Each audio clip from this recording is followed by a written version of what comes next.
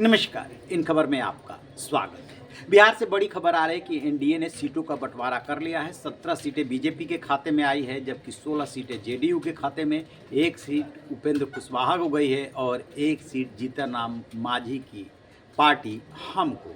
गया से हम लड़ेगी और काराकट से उपेंद्र कुशवाहा की पार्टी लड़ेगी। बिहार एनडीए के सभी आदरणीय नेतागण, भारतीय जनता पार्टी, जनता दल यूनाइटेड, लोक जनशक्ति पार्टी, हिंदुस्तानी अवाम मोर्चा और राष्ट्रीय लोक मोर्चा, ऐसे सभी का जो एनडीए गठबंधन बिहार में एक साथ होकर चुनाव लड़ेगा।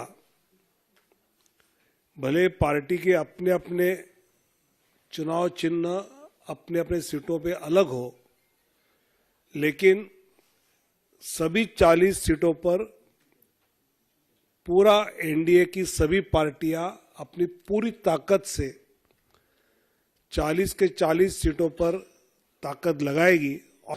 16 और 17 का ये रेशियो तो बन गया, लेकिन सबसे बड़ा सवाल ये कि चिराग पासवान और उनके चचा को क्या मिला। चिराग पासवान के खाते में 5 सीटें आई है, पहले ही ये बात हो गई थी। भतीजा चाचा पर भारी पड़ा है। अब चाचा क्या करेंगे? पशुपत पारस, जो कि केंद्रीय मंत्री भी है, उन्होंने पिछले दिनों प्रेस कॉन्फ्रेंस करके साफ साफ कहा था कि वो लिस्ट का इंतजार करेंगे, उसके बाद अपनी रणनीति तय करेंगे कि आगे क्या करना है। पशुपत पारस को लिस्ट में कोई जगह मिली ही नहीं है। इसके पहले जो सोर्सेज के हवाले से खबर आ रही थी वो ये कि पशुपत पारस और भतीजे प्रिंस के लिए एक डील हुई है।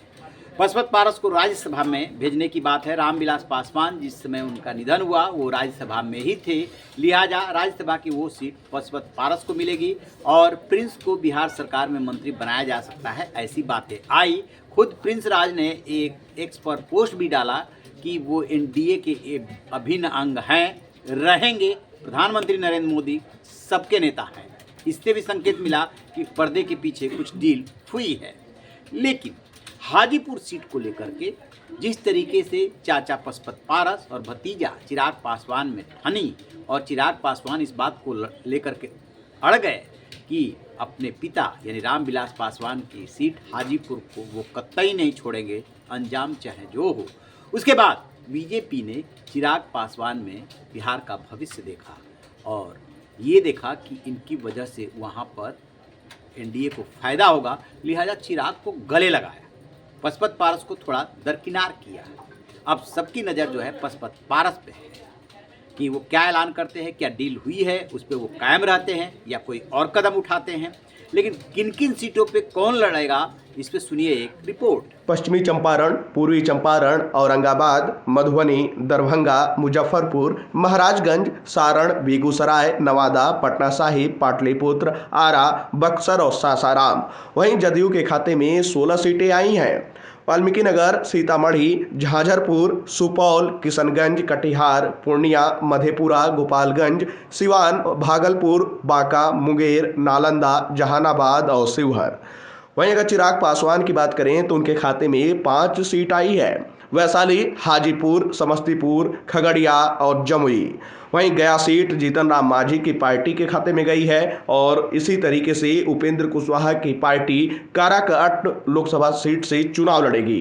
अब एक बात और बता दें कि इस समय जो लवली आनंद है वो जेडीयू में आने वाली हैं और वो सीट जो है शिवहर वाली जो बीजेपी के पास हुआ करती थी वो जेडीयू के खाते में जा रही है और वहाँ से वो चुनाव लड़ सकती है। चेतन आनंद उनके जो बेटे हैं, अभी हाल में आरजेडी से बगावत करके अलग हुए, तभी से ये अंदाज़ा लगाया जा रहा था कि कुछ न कुछ जेडीयू से उनका चल रहा है और अब ये खबर आ रही है कि शिवहर से वो चुनाव लड़ेंगे।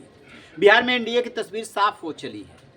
नज़र पशुपत पारस के कदम पर रहेगी कि वो मान जाते हैं डील के मुताबिक या कुछ और कदम उठाते हैं, क्योंकि राजनीति में होता क्या है कि दुश्मन का जो दुश्मन होता है वो दोस्त होता है।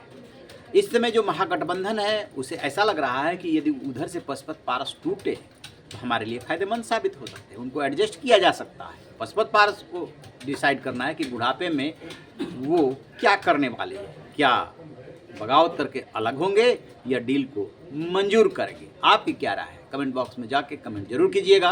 रहीन बेखबर, देखते रहिए।